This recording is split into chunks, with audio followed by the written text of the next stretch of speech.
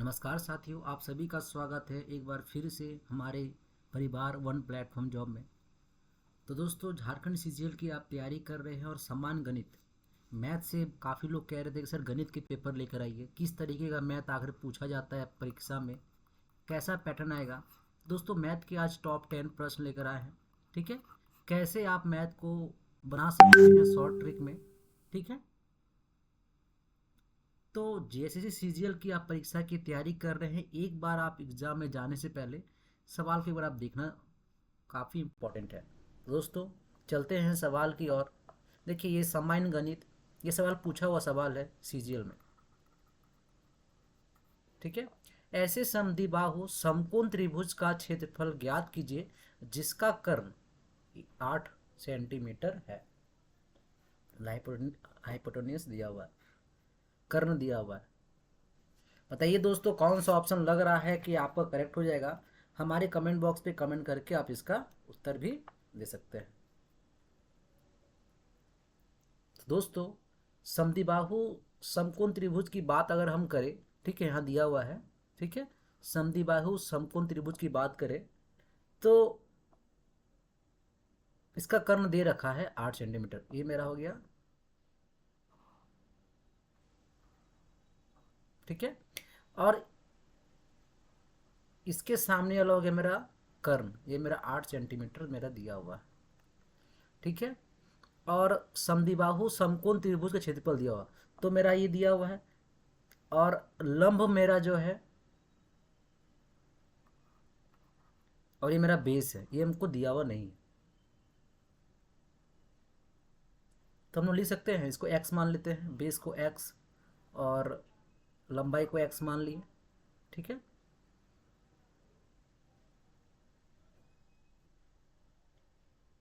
तो हम लोग लिख सकते हैं यहाँ पर आप कि अगर हम पैथागोरस लगाएं तो x square plus x square equal to 8 का स्क्वायर, राइट, लिख सकते हैं। तो x square plus x square जो आप दिख रही होगी मेरा 2x स्क्वायर इक्वल टू 8 का स्क्वायर मेरा हो गया 64, मेरा हो गया 64। एक्स स्क्वायर का वैल्यू दोस्तों में कितना हो गया 32, 2 से काट लिए। अब हमको ज्ञात क्या करना है, हमको क्षेत्रफल ज्ञात करना है। तो क्षेत्रफल ज्ञात करने के लिए क्या करना होगा, 1/2 into L into B, base और दिया हुआ है।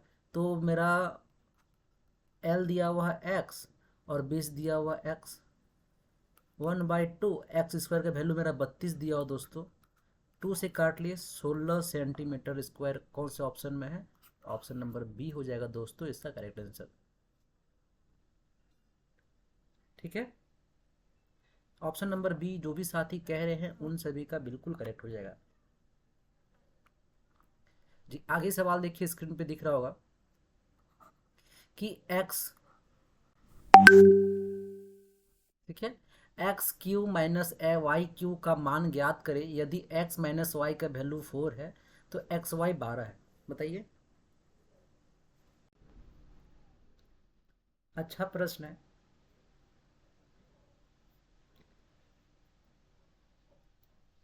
तो आप ये देखिए, एक्स वाई का वैल्यू 12 है और एक्स, अगर हम इसको एक्स को अगर हम 6 मान लेते हैं और वाई को अगर हम 2 मान लेते हैं, तो यहाँ भी देखिए एक्स का वैल्यू हम 6 पुट के, वाई का वैल्यू 2 पुट के, तो मेरा 6 में से 2 गया 4, ये मेरा वैल्यू यहाँ बन जा रहा है। यहाँ अगर हम एक्स का वैल्यू 6 पुट के, यहाँ को वैल्यू पुट के, तो 12 यहाँ भी हो गया। तो पूछा है x q minus y q का मान ज्ञात करें। ठीक है, एक्स क्यू, तो एक्स क्यू मेरा कितना है दोस्तों, एक्स क्यू मेरा है 6, एक्स क्यूब मेरा 6 दिया हुआ है तो मेरा हो गया 6 का क्यूब, माइनस वाई मेरा दिया हुआ है 2, 2 का क्यूब। अब इसका ज्ञात करना है। 6 का क्यूब दोस्तों कितना हो जाएगा बताइए, 6 का अगर क्यूब करते हैं तो हो जाता है 216, और 2 का क्यूब हो गया 2 टू जा 4, 4 टू जा 8। 216 में से अगर हम 8 को दोस्तों माइनस करते हैं तो आता है 208। 208 दोस्तों कौन से ऑप्शन में है, ऑप्शन नंबर बी हो जाएगा करेक्ट आंसर। तो इस तरीके से आप ट्रिक वाइज बना सकते हैं। कैसा लगा, ठीक है। आगे देखिए, काफ़ी इंपॉर्टेंट सवाल है। अनम और विकास एक व्यवसाय में 3:2 के अनुपात में निवेश करते हैं, यदि किसी एक विशेष महीने में अनम को लाभ के रूप में 3,840 रुपये प्राप्त होते हैं तो कुल लाभ कितना है, आपसे ये पूछा है।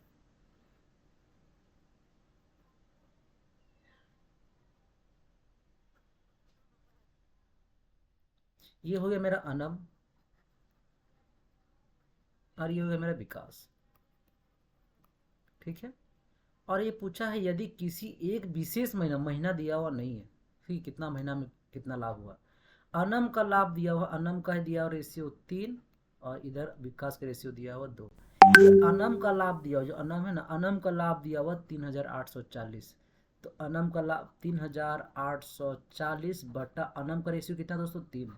अब पूछा क्या, तो कुल कितना लाभ हुआ, तो दोनों के रेशियो को हम प्लस कर देंगे, 3 + 2 5 हो गया, 5 से इसको हम दोस्तों डिवाइड दे देंगे, ठीक है। कटा लीजिए, आपका आंसर आ जाएगा। 3 से काटते दोस्तों इसको, तो 3 एकम 3,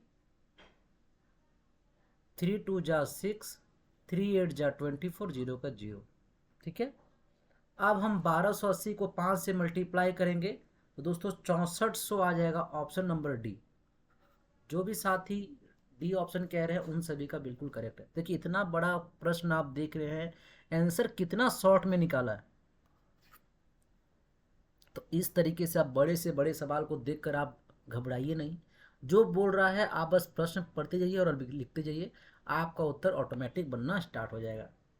ये देखिए सवाल है सीजीएल का, इम्पोर्टेंट है। A/B दिया हुआ है 3:2 के रेशियो में, और B रेशियो C का दिया हुआ है 1/5 + 1/7। क्या निकालने दिया है, A और B और C का आपका ज्ञात करने हैं।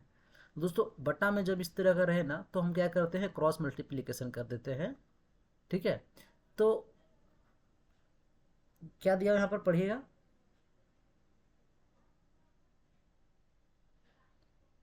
ए भी निकालते हैं,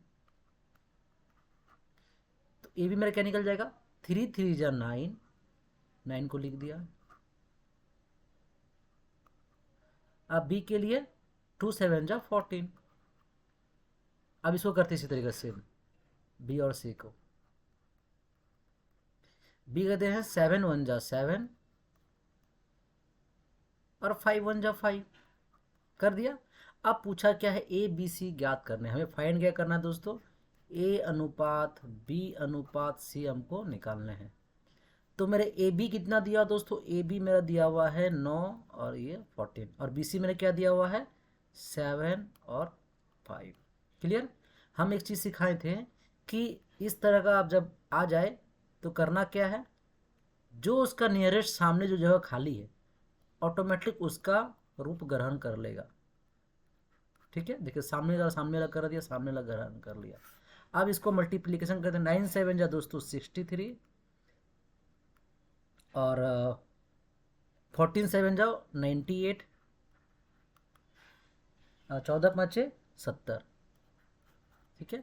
63 98 70, क्या इसको हम काट के छोटा कर सकते हैं क्या, 63 98 और 70 को काट के छोटा कर सकते हैं, कर सकते हैं।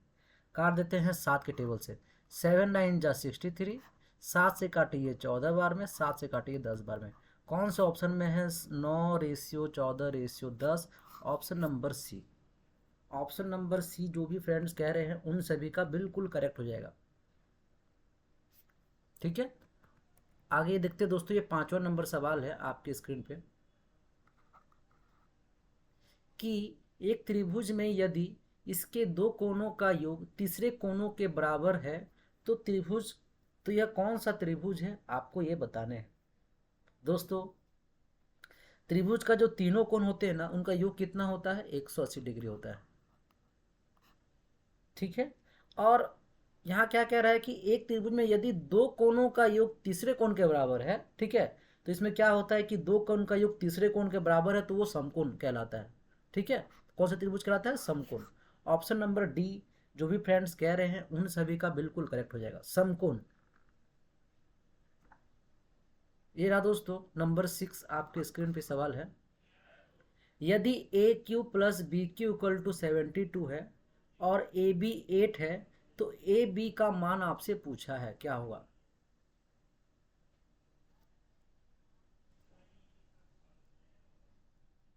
बताइए, काफी इंपॉर्टेंट है और मजेदार प्रश्न है। जब तक आप कोशिश नहीं कीजिए कैसे बनेगा? हमारे कमेंट बॉक्स पे कमेंट करके इसका आंसर दीजिए। तो अगर आप सोचिए, ए बी क्या मल्टीप्लाई करें कि 8 हो जाए? अगर इसको हम 4 गुना 2 करें तो 8 हो जाए, राइट? या 2 गुना 4 करें तो 8, जो भी कर सकते हैं होगा। अब हम यहाँ ट्राई करते एक बार। ए क्यू,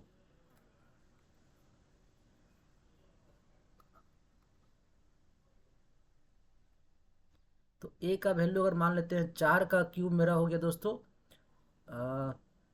4 4 जा 16, 16 4 जा 64, और बी का क्यूब मेरा 8 हो गया, तो मेरा 72 यहाँ भी हो जा रहा। हाँ चलिए ठीक है, समझ में आ गया।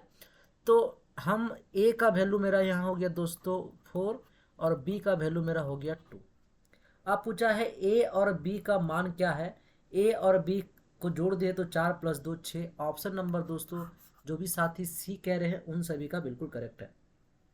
जब तक आप मान, ये एलजेब्रा का है प्रश्न, जब तक आप नहीं समझिएगा, खुद से अनुमान नहीं लगाए कैसे बनेगा, ठीक है जी। आगे ये प्रश्न दोस्तों नंबर 7, 7वां नंबर प्रश्न है आपके स्क्रीन पे, कि दो संख्याओं का योग 75 दिया हुआ है और उनका अंतर 25 है।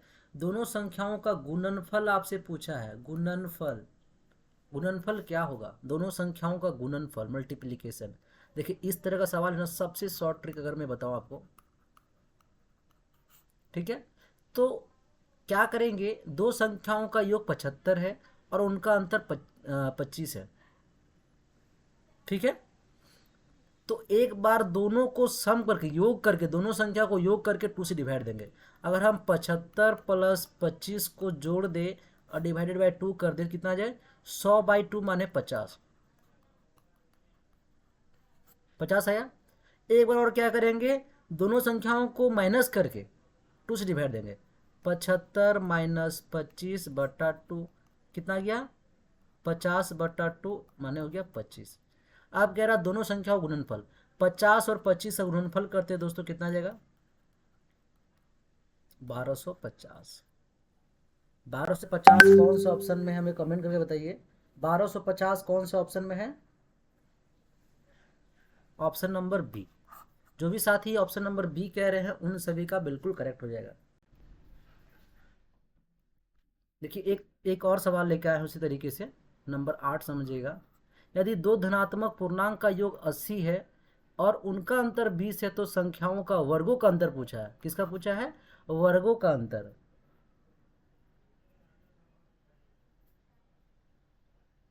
फिर सेम टू सेम 80 और 20 का अगर हम जोड़ देते हैं तो कितना आ जाएगा? 80 और 20 100, 100 में से 80 + 20/2 माने 100/2 माने 50, यहाँ वैल्यू मेरा 50 आया। फिर क्या करेंगे, 80 - 20/2, 60 में से काटे तो मेरा आ गया 30। आप पूछा है उन संख्याओं के वर्गों का अंतर। 50 का वर्ग कितना आ जाएगा? 50 का अगर हम वर्ग करें, वर्ग माने स्क्वायर करें, 50 का स्क्वायर और 30 का स्क्वायर करें और इसका अंतर निकाल दे। 50 का स्क्वायर के दोस्तों 2500, 300 का स्क्वायर हो गया मेरा 900, इसका अंतर निकाल दिए। 2500 में से अगर 900 को हम अगर माइनस करेंगे दोस्तों 1600, कौन सा ऑप्शन में है? Option number B. कैसा लग रहा है ट्रिक, कैसा लग रहा है आपको? बताइए, है ना। आगे देखिए 9वां नंबर सवाल है स्क्रीन पे, कि त्रिभुज के कोणों की डिग्री का माप पूर्णांक होते हैं, निम्नलिखित में से कौन सा अनुपात नहीं हो सकता है? देखिए त्रिभुज के तीनों कोणों का अगर हम योग देखें तो 180 डिग्री होता है, ठीक है? तो आप देखिए कौन 180 से नहीं मतलब कट रहा है जोड़ने पे। अगर 2 + 3 5, 5 और 4 9, ये मेरा 9 जो है जोड़ने पे 9 आया, ये 180 कट जा रहा है। 9 क्या जा रहा है दोस्तों? ये मेरा कट जा रहा है। तो ये ऑप्शन मेरा क्या होगा? ये ऑप्शन मेरा नहीं होगा, क्योंकि ये क्या होगा, अनुपात नहीं हो सकता है। 5 2 7 7 14, 14 क्या करता है 180, बताइए। ठीक है, आगे चेक करते हैं। 4 + 3 7 और 5 12, 5 4 9, 9 और 6 6 4 10, 5 15, 15 से 180 कट जाता है, ये भी नहीं होगा। 12 से कटता है क्या, 12 से भी कट जाता है, 180 नहीं होगा। 14 से नहीं कटता है, 14 से नहीं कटता है, 180। ठीक है, क्योंकि ये पॉइंट में आएगा। जब आप 180 को डिवाइड देंगे 14 से ना, तो ये आएगा 12.85 किलोमीटर। ठीक है, ये कटता नहीं है, पूर्णांक में आ रहा है। तो क्या पूछ रहा है, डिग्री पूर्णांक होते हैं और इनमें से कौन सा अनुपात नहीं हो सकता है, ये आपका ये नहीं हो सकता है, ऑप्शन नंबर बी। जोड़ने पे जो 180 से ना कटे उसे ही निकालना है। तो हम अनुपात को जोड़े, इससे कट जा रहा है 180, इससे कट जा रहा है 180, इससे कट जा रहा है, लेकिन ऑप्शन नंबर बी से नहीं कट रहा है। ये हम सबसे शॉर्ट तरीका बताए, गो थ्रू ऑप्शन। ये रहा दोस्तों 9वां नंबर सवाल आपके स्क्रीन पे, सॉरी 10वां नंबर सवाल है स्क्रीन पे। ये आज का आखिरी और टॉप 10 सवाल है। बताइए, यदि दो संख्याओं 390 और 420 का लघुत्तम समावर्तक 5460 है तो उनका महत्तम समावर्तक पूछा है आपसे। दोस्तों, लघुत्तम एलसीएम और एचसीएफ का सवाल अगर इस तरह का है तो सिंपल जानिए, एक फॉर्मूला है, एलसीएम गुना एचसीएफ इक्वल टू पहला गुना दूसरा। ठीक है, तो मेरा यहाँ क्या दिया हुआ है, दो संख्या एलसीएम और एचसीएफ मेरा दिया हुआ है। ठीक है, क्या दिया हुआ है, एलसीएम और एचसीएफ मेरा दिया हुआ है। फॉर्मूला पुट कर दीजिए, आपका उत्तर आ जाएगा दोस्तों। ये क्या दिया हुआ, दो संख्याओं 390 और 420 का लघुत्तम समावर्तक, लघुत्तम समावर्तक 5460 दिया हुआ है। मतलब मेरा एलसीएम दिया हुआ है 5460। ठीक है, और हमको यहाँ फाइंड क्या करना है, हमको उनका महत्तम समावर्तक।